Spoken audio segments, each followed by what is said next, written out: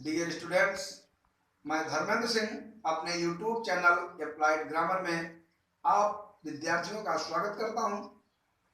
इस समय हम लोग वॉइस के 8वें पार्ट में पढ़ेंगे फ्यूचर परफेक्ट टेंस, जिसमें आपने देखा है, आप जानते हैं कि विल हैव और शैल हैव हेल्पिंग वर्ब के रूप में आती हैं।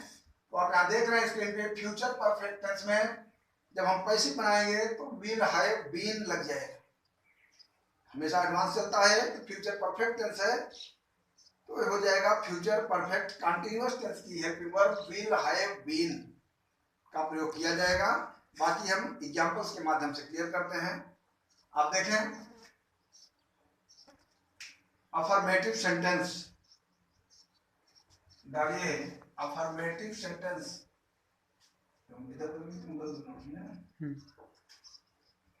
आप देखिए बच्चों, अफर्मेटिव सेंटेंस, इसमें सबसे पहले हम लिखेंगे बोर्ड पे ना नया कर्ता, इसके बाद will have been, will have been के बाद क्या लिखेंगे V3 मुख्य क्रिया का थर्ड फॉर्म, फिर लिखेंगे बाई और बाई के बाद लिखेंगे एक्टिव का कर्ता।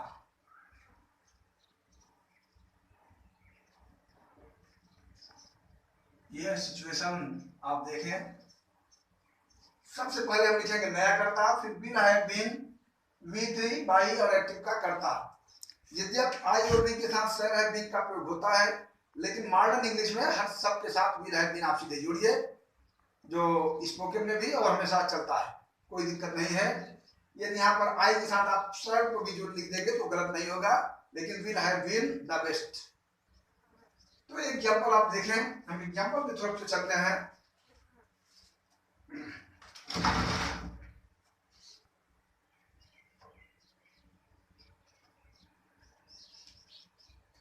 एक्टिव हमारा एक वाक्य है, you will have called you, you will have called him। ये वाक्य है, you will have called him।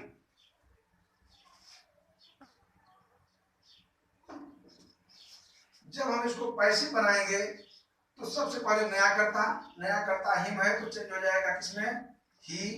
सीधे आप जोड़ेंगे will have been, he will have been, V3 called already लिखा हुआ है तो हम उसको उतार देंगे, क्योंकि परफेक्ट में हमेशा V3 होता ही है।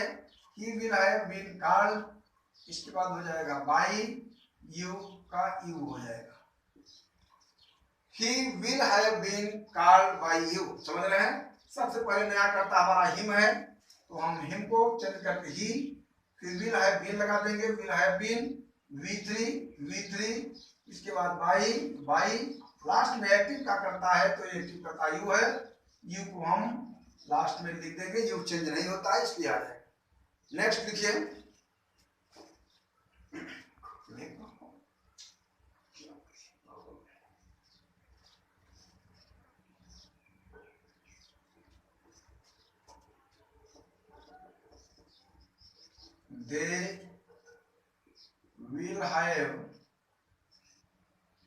they will have done it।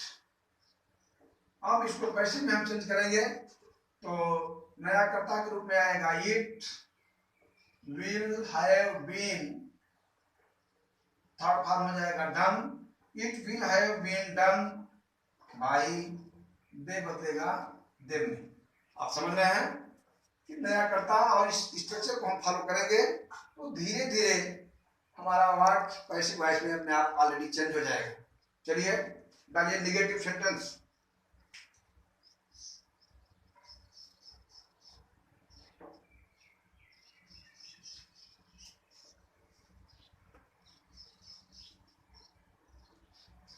Negative आप ध्यान दें, जब हम निगेटिव सेंटेंस की बात करेंगे तो निगेटिव में हमें कुछ नहीं करना है, सीधे यहाँ ये हो जाएगा निगेटिव। निगेटिव में आपको कुछ करना नहीं है, सीधे केवल नॉट जोड़ना है। शैल विल के जस्ट बाद यहां पर आपको लगा देना है नॉट। विल नॉट है बीन। अब आप यहां कहां देख रहे हैं, विल नॉट है बीन हो जाएगा तो हमारा वाक्य अपने आप निगेटिव हो जाएगा। नया करता, इसके बाद शैल या विल जो भी हम लिख रहे हैं, फिर उसके बाद नॉट, फिर है बीन विक्री, आगे पूरा स्ट्रक्चर यही रहेगा सेम। तो अगर हम यहाँ कहें यू विल, निगेटिव याद होता, you will not have called him, तो पैसिव बनाते हैं हम तो हो जाता ही विल नॉट, तब है बीन। समझ रहे हैं ना? शैल विल के जस्ट बाद हम नॉट का प्रयोग करेंगे।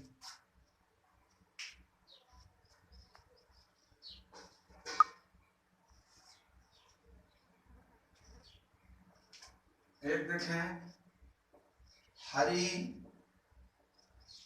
will not have, Hari will not have bought a bike। ये वाक्य आपके सामने दिखा है। अब इसे जब हम पैसे में कन्वर्ट करेंगे तो सबसे पहले नया करता a bike। अब will नॉट हैव उतारेंगे, इसके बाद जोड़ देंगे been. Will not have been, V3 में बट, इसके बाद हो जाएगा बाई और हो जाएगा यहाँ पर hurry, full stop. A bike will not have been but by hurry. समझ रहे ना? इस ढंग से हमारा वाक्य बनेगा।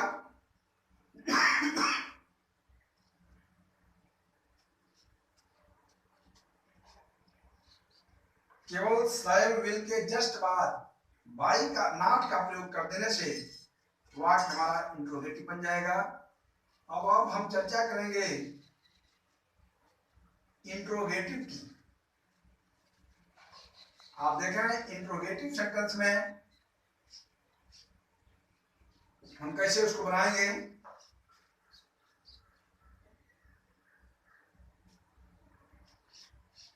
सबसे पहले शैल या विल जो भी लिखेंगे, फिर हम लिखेंगे, इसके बाद लिखेंगे नया करता,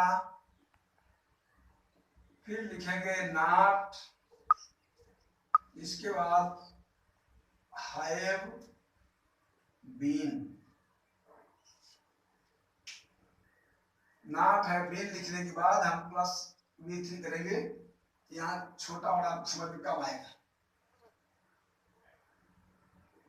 एक सेकंड देख लीजिए, पूरे स्ट्रक्चर में कंफ्यूज होंगे। सबसे पहले हम लिखेंगे विल या शैल, फिर लिखेंगे नया करता, नया करता के बाद लिखेंगे नॉट, फिर हैव बीन, इसके बाद V3। ये सिचुएशन हो जाएगी हम जब इंट्रोगेटिव के वाक्यों को चेंज करेंगे। शैल या विल जो भी रहेगा, फिर नया करता, नॉट हैव बीन, स्ट्रक्चर आप देख रहे हैं, इसी को फॉलो करेंगे और लास्ट में इंट्रोगेटिव मार्क जरूर आ जाएगा। अब एक उदाहरण से देखते हैं और बढ़िया समझ में आएगा। लिखिए वाक्य, विल किरण हैव संग अ सॉन्ग। अब देख रहे हैं विल किरण हैव संग अ सॉन्ग, इसको हमको बदलना है पैसे में। तो हम कैसे चेंज करते हैं?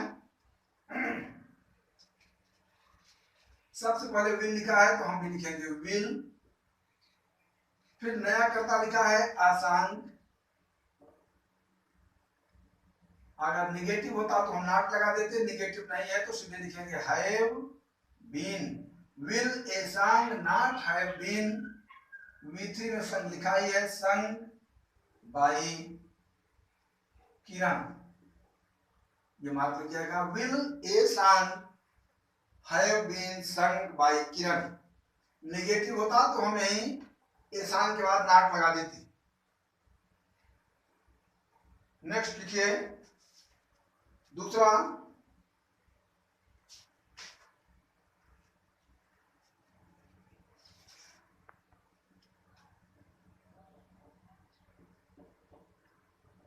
will they have visited Agra?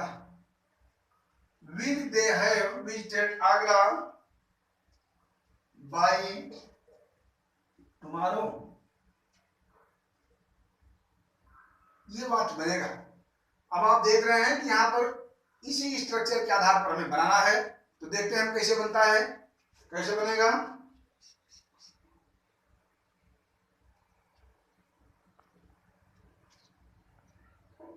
यहाँ पर विल लिखेंगे, यहाँ नया कर्ता के रूप में आगरा है तो हम लिखेंगे आगरा।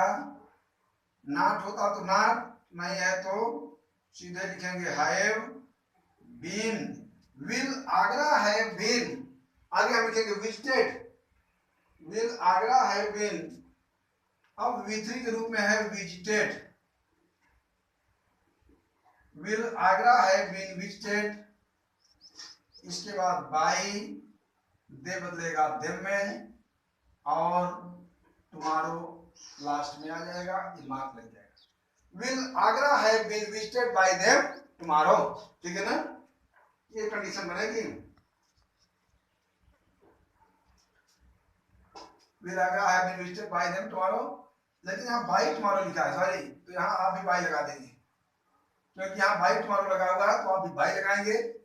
आपको बता दिया तो एग्जाम में टुडे आता है तो टुडे बाई के ठीक पहले लगेगा, स्टरडे और टुमारो आएंगे तो ये लास्ट में लगेंगे। अगर उसके पहले बाई लगा हुआ है तो आप भी बाई उसके साथ जो भी है तो उसे आप साथ में रखेंगे। जैसे यहाँ पर देख रहे हैं, सॉरी यहाँ बाई टुमारो था, मैंने ध्यान नहीं दिया, तो यहाँ भी बाई का प्रयोग हो जाएगा। इंट्रोगेटिव मार्क करना नहीं भूलेंगे।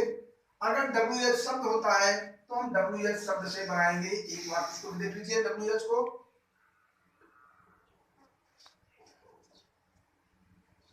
why will he not have killed the bird? Why will he not have killed the bird? इसको जब हम बनाएंगे तो why का पहले उतार लेंगे why। अब यहाँ पर अगर शब्द पहले है तो हम WH शब्द को पहले लिख देंगे, जैसा हमेशा बनाते हैं, तो WH why हो जाएगा। इसके बाद शैलजाविल में विल, फिर सब्जेक्ट है तो नया कर्ता के रूप में हम लिखेंगे the bird. Why will the bird not have been killed by, ही बदलेगा किसमें, ही में मार्क लग जाएगा। तो इस ढंग से आप देख रहे हैं कि ये बड़ा ही इजी, थोड़ा सा प्रैक्टिस जरूर करना पड़ेगा इसमें कि बीन, नॉट और WH वर्ड को हम कहाँ किस जगह सेट करना है, इसकी प्रैक्टिस आपको करना पड़ेगा। क्योंकि इसमें देख रहे हैं हैव भी आ रहा है, तो थोड़ा सा प्रैक्टिस करेंगे तो कोई दिक्कत नहीं होगी। निश्चित रूप से वाक्य बड़े ही इजी हैं, लेकिन प्रैक्टिस करने से आपको ट्रांसलेशन आता है, इसलिए आप इसको कर लेंगे, इसमें कोई दिक्कत नहीं होगी। इसको आप बार बार प्रैक्टिस कीजिए, देखिए, आगे पीछे पढ़िए, कहीं कोई दिक्कत हो तो मुझे कमेंट करके जरूर पूछिए, मैं आपके साथ हूं। इस ढंग से फ्यूचर परफेक्ट का हुआ। इसके बाद के जो वॉइस हैं, जो टेंस बचा है, अब चारों पैसिव वॉइस, चारों टेंस जो नहीं बनते उनको छोड़ के हमने 8 पैसिव वॉइस की टेंस बताया, आपको सिखाने का प्रयास किया। इसको आप बार बार 8 को प्रैक्टिस कीजिए। अब हम लोग कुछ नेक्स्ट पढ़ेंगे कल नए प्लान के साथ, फिर मिलते हैं, तब तक के लिए थैंक्स। और लास्ट में फिर मैं कहूँगा यदि से अधिक पढ़िए, उपयोग कीजिए और फ्रेंड्स को भी शेयर कीजिए। धन्यवाद।